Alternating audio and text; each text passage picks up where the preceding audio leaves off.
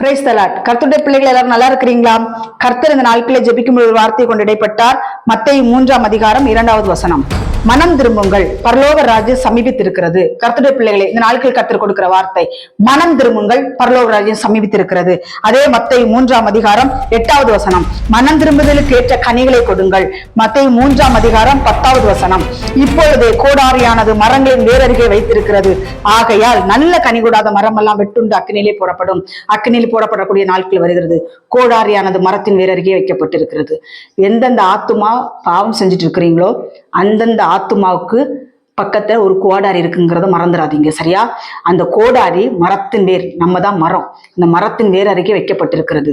நீங்க கனி கொடுக்கல, பரிசுத்தமா வாழலைன்னா வெட்டுண்டு அக்கினியில போடப்படுவீங்கன்னு வேத வசனம் சொல்லுகிறது. இந்த கடிந்து கொண்டுதான் ஆண்டவர் வார்த்தையை கொடுக்க சொல்லியிருக்கிறார்.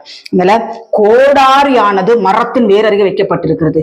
நீ பரிசுத்தமாய் வாழவில்லை என்றால் உன்னை வெட்டி அக்கினியிலே போடுவேன் என்று ஆண்டவர் இயேசு கிறிஸ்து சொல்லுகிறார். நீ சின்ன பாவம் பெரிய பாவம் அப்படியெல்லாம் கணக்கு போடாத. பாவம் பாவம் தான். சின்ன பாவம் பெரிய பாவம்னு பைபிள்ல சொல்லப்படப்படல, சரியா?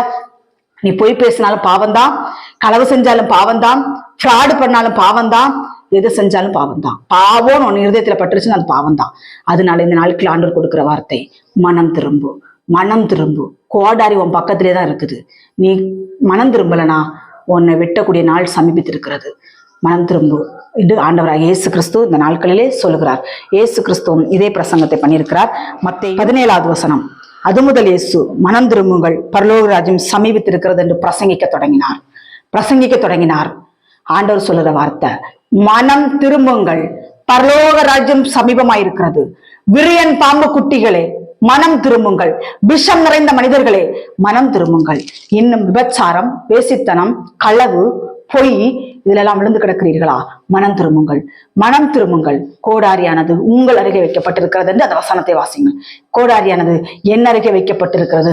நான் கனி கொடுக்கவில்லை என்றால், நான் பரிசுத்தமாய் வாழவில்லை என்றால், நான் மனம் திரும்பவில்லை என்றால் கோடாரியை கொண்டு என்னை வெட்டி வீழ்த்தி தள்ளி விடுவார் ஆண்டவர். அக்கினி கடலிலே தள்ளி விடுவார் என்று வேதவசனம் சொல்லுகிறது. மனம் திரும்புங்கள்.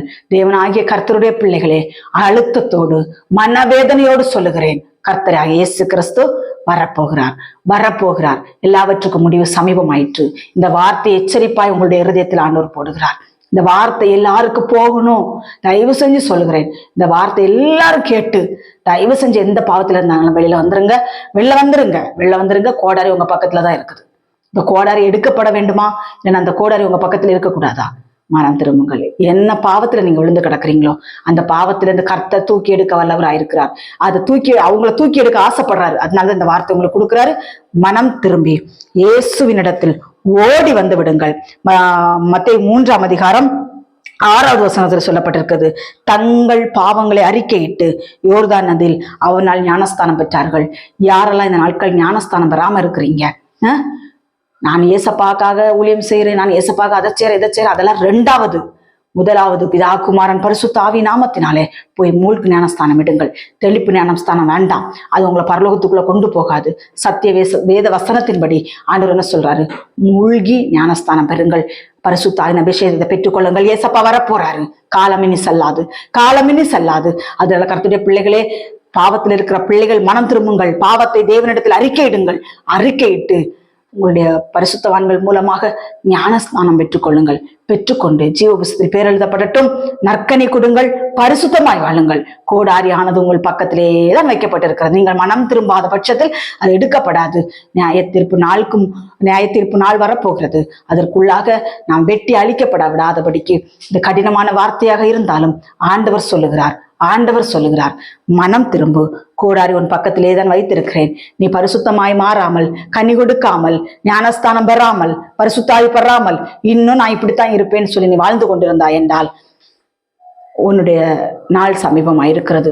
மனம் திரும்பி ஏசப்பாவை ஏற்றுக்கொள், பரிசுத்தமாய் வாழு. கர்த்தர் தாம் இந்த வார்த்தைகளை ஆசீர்வதிப்பாராக.